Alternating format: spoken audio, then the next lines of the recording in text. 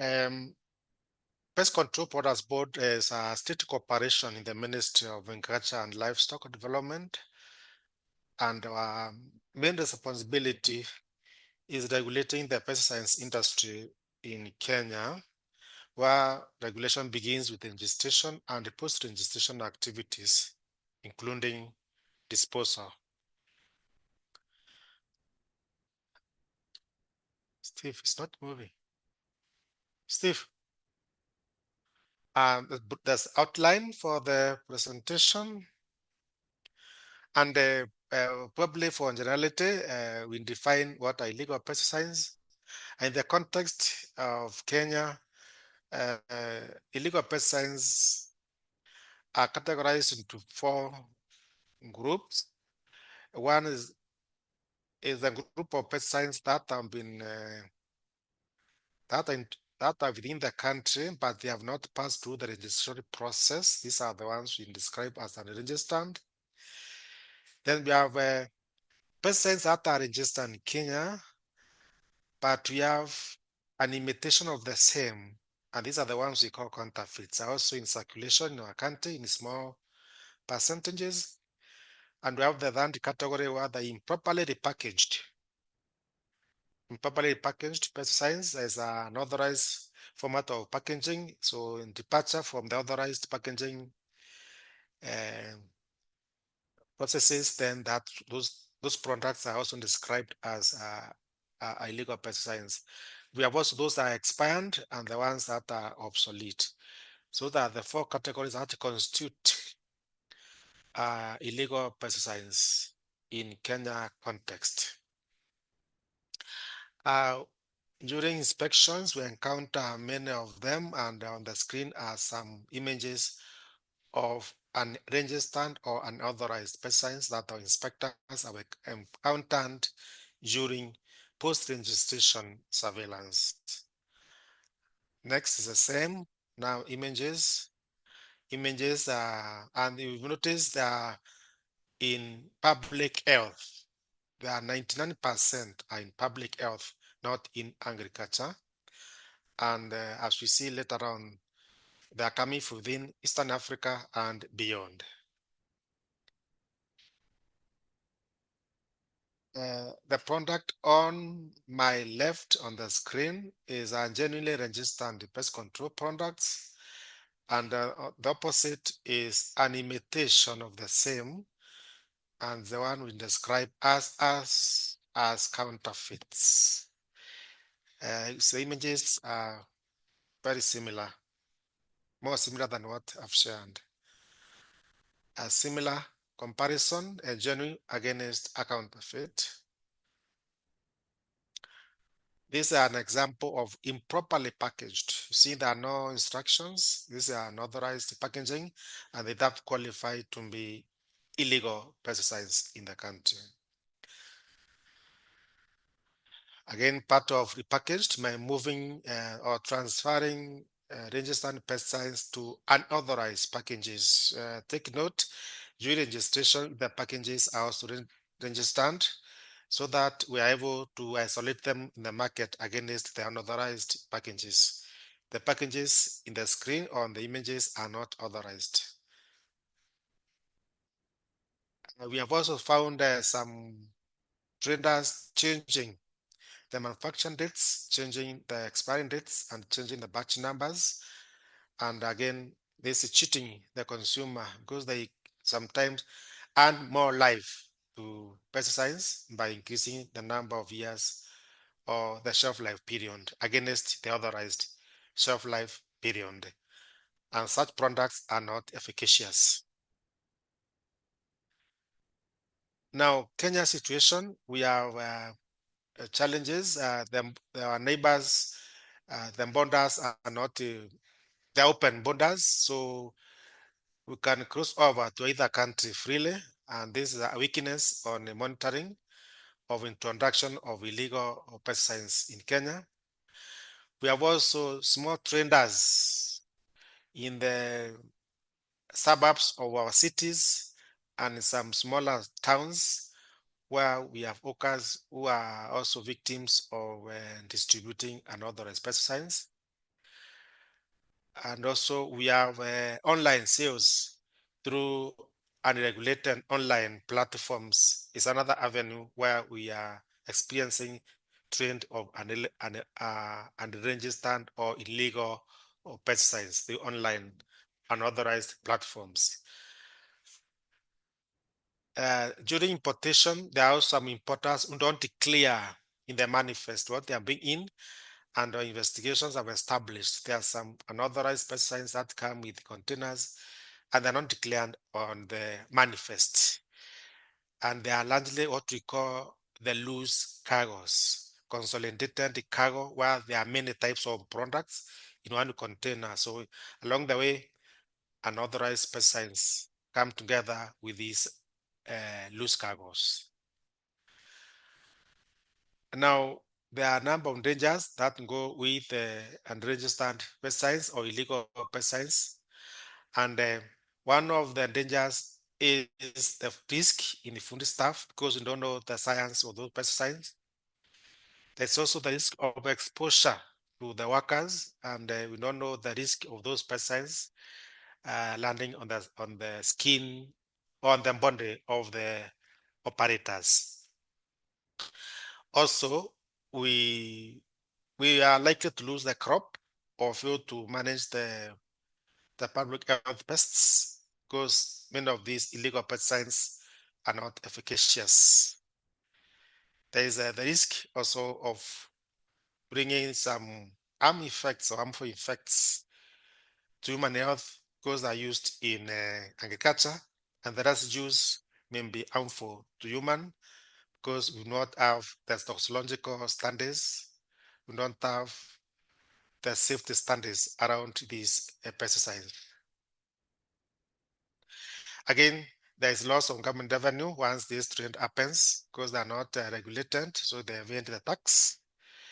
We also have a problem of the efficacy of these such products, as in this I said earlier, and this now defeats the genuine products. The illegal pesticides, they are defeating the authorized pesticides. Again, this is now unfair business, and they can push out the genuine business out of the market. We also disposing them is expensive, and because again we don't know the ecotoxicological properties of these products, we don't know the fit of these products in the environment, they are likely to cause harmful effects in the groundwater, in the soils, and even in our food crops after we go crops on such soils and the soils that are be contaminated with these illegal pesticides. We have the issues of MR incidences. Again, this will happen because we don't have standards around these pesticides to guide on the pre-harvest intervals and also to guide the level of residues in the resultant produce. So again, there's a risk of consuming the unauthorized or illegal pesticides and may have harmful effect to the consumers of such products. Now we have put out a number of strategies to address the situation, and number one is that we have deployed our officers along the identifying the border posts to control the entry of pesticides. We are doing the risk-based inspection. This means where we have identified through our intelligence such areas are given priorities. There's big collaboration with other government agencies at the border posts. We have trained the counterparts in other ministries. They can give support to pest control borders board on the control of illegal pesticides. They are able to identify them and share with us the information, and we are able to arrest the situation and we disallow such products gaining entry into our country. Companies are involved in transport.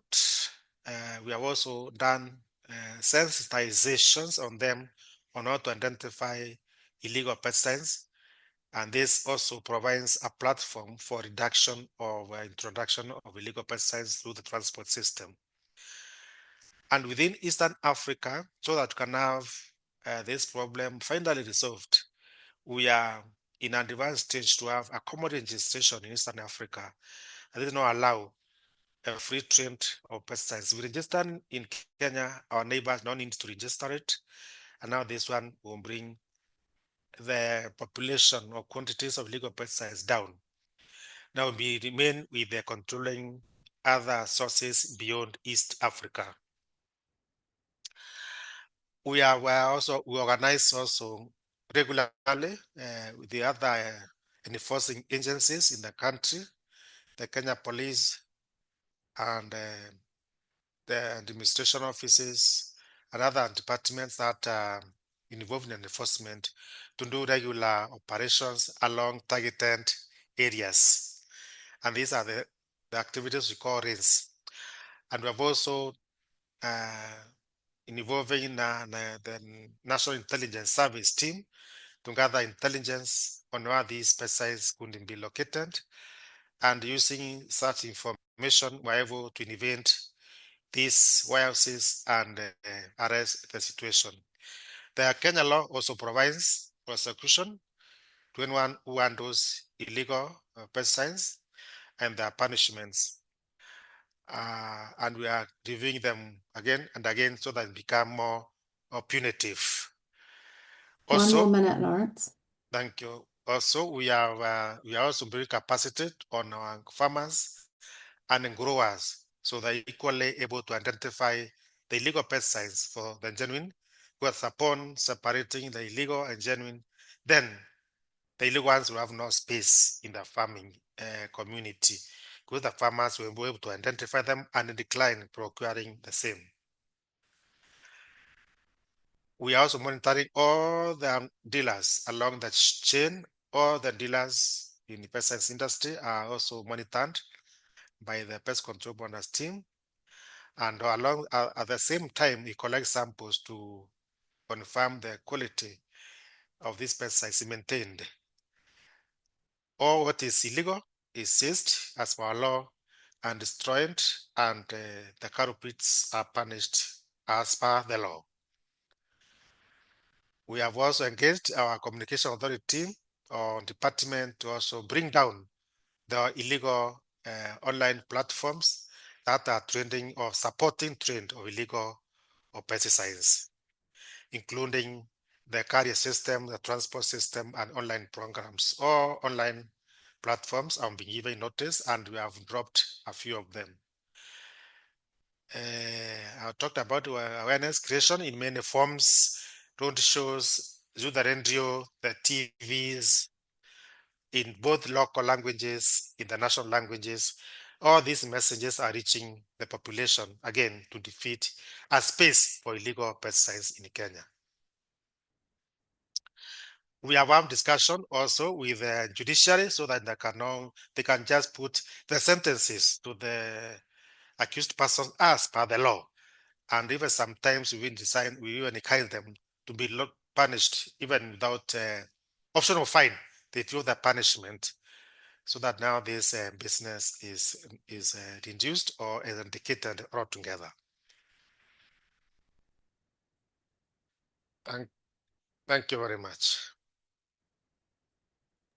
Lawrence, that was fantastic. And just if you could just go back to your last slide, because I don't want you to skip over this one, and just that I know that you have been very busy working with your colleagues in neighboring countries to combat the cross-border trade of pesticides. So it's very exciting work, and you've got a very comprehensive program. Just a couple of quick questions because we've a bit tight on time, but I do want to come back at the end of this whole webinar for a panel session.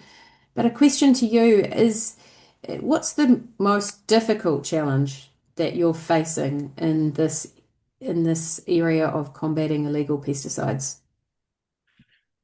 The most difficult where we have the biggest problem is the border porosity.